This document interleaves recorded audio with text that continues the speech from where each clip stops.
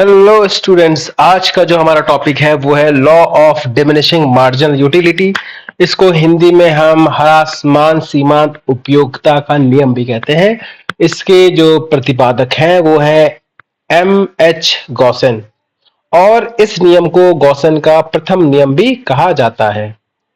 तो ये क्या है? देखिए, जब कभी भी हम किसी भी वस्तु की अधिक से अधिक मात्रा का उपभोग करते हैं, कंजम्पशन करते हैं, तो उससे मिलने वाली जो अतिरिक्त संतुष्टि होती है, मतलब जो उससे मिलने वाली अतिरिक्त उपयोगिता होती है, वो लगातार क्या होती है? घटती चली जाती है। ठीक है। जैसे आपने देखा होगा, जब आप किसी चीज का इस्तेमाल करते हैं, अगर उदाहरण के तौर पर हम बात करें, अगर आप खाना खा रहे हैं तो शुरुआत में तो आपको बहुत बड़ी भूख लगी होती है, तो आप खाना खाते हुए मगर चले जाते हैं। मगर जैसे ही आपको लगता है कि आपका पेट भर गया है, आप उससे संतुष्ट हो गए हैं, तो आप फिर खाना खाना छोड़ देते हैं।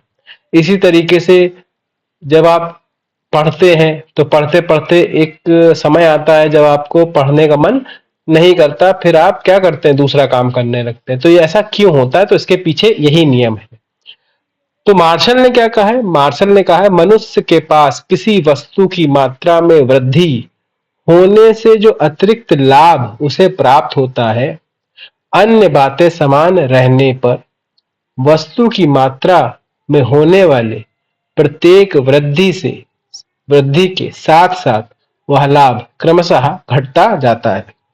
तो इसको समझने के लिए एक एग्जाम्पल देखते हैं। मान लीजिए आपको बहुत तेज भूख लग रही थी, जो पहली रोटी आपने खाई उससे जो आपको सीमांत उपयोगिता मिली, मान लेते हैं वो थी 20। जब दूसरी रोटी खाई तो पहले के मुकाबले जो सीमांत उपयोगिता है वो क्या है? और कम हो गई। तीसरी रोटी पे मान लीजिए और कम हो गई, और चौथी रोटी जैसे ही आपने खाई ये क्या हो गई? शून्य हो गई। मतलब अब आपका पेट भर चुका है, एक अतिरिक्त रोटी से आपको संतुष्टि अतिरिक्त प्राप्त नहीं हो रही है।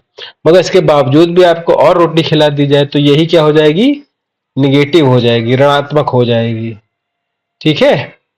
तो हम ये देखते हैं कि जैसे जैसे अगर हम यहां पर सीमांत उपयोगिता ले लें, ठीक है, और यहां पर हम किसी वस्तु की मात्रा ले लें, तो हम ये देखेंगे कि जैसे जैसे हम किसी मात्रा बढ़ा रहे हैं, जैसे जैसे इंक्रीज कर रहे हैं, तो वैसे वैसे जो हमारी सीमांत उपयोगिता है वो क्या हो रही है?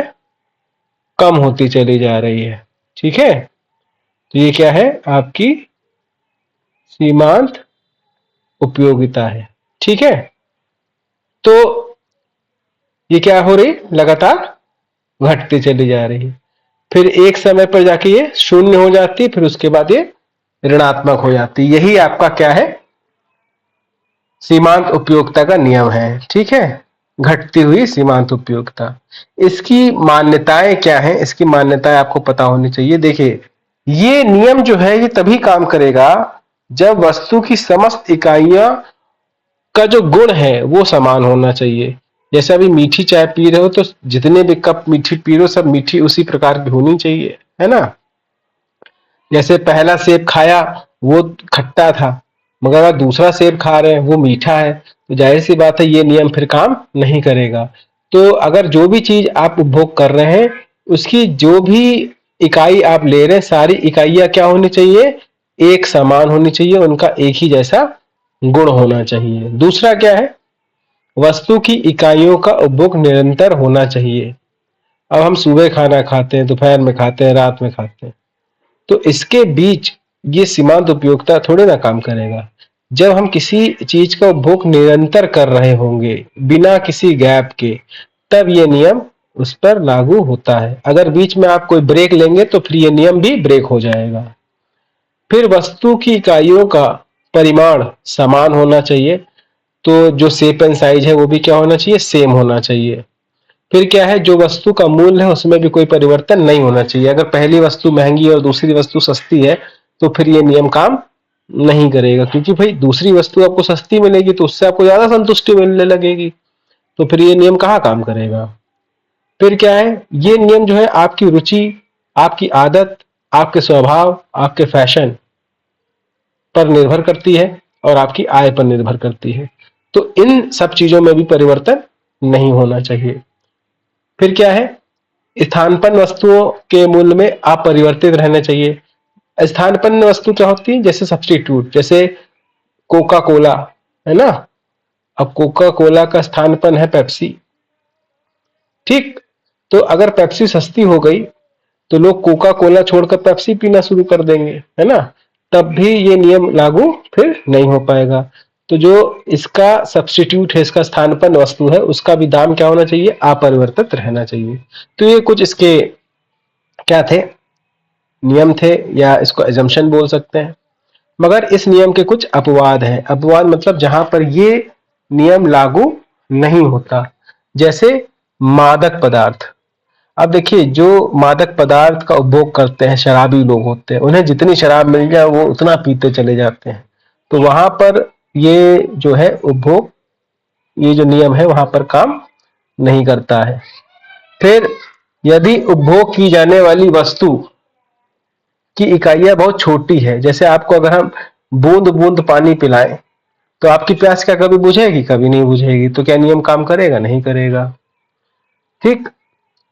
कोई दुर्लभ वस्तु है, कोई अप्राप्त वस्तु है, कोई फैशन की वस्तु है, मतलब जिसको देख के लोग कभी भी संतुष्ट ही नहीं हो पाते हैं, तो वहां पर भी ये नियम काम नहीं करता। मुद्रा और धन संग्रह की इच्छा पर यह नियम काम करेगा, नहीं।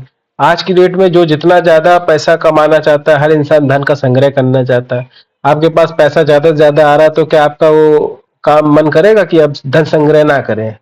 तो ऐसा नहीं है, तो वहां पर भी ये नियम काम नहीं करता। फिर कोई रोचक पुस्तक है, कोई मनभावन कविता है, कोई मधुर गीत है, तो इसे हम बार बार सुनते रहते हैं, हमारा मन ही नहीं भरता है, तो यहाँ पर भी ये काम नहीं करता है, ठीक है। तो आज के लिए इतना ही। तो चैनल को मेरे आप, अगर वीडियो आपको अच्छी लगती है तो इसको लाइक जरूर करें, चैनल को सब्सक्राइब कर दें, ताकि आगे जो भी वीडियो मैं बनाऊं आप तक पहुंच जाए। और चैनल को मेरे शेयर जरूर करिए। अगर मेरे सब्सक्राइबर और ज़्यादा बढ़ेंगे तो और ज़्यादा और सब्जेक्ट्स की भी वीडियो मैं लेकर आऊँगा। तब तक के लिए थैंक यू, धन्यवाद।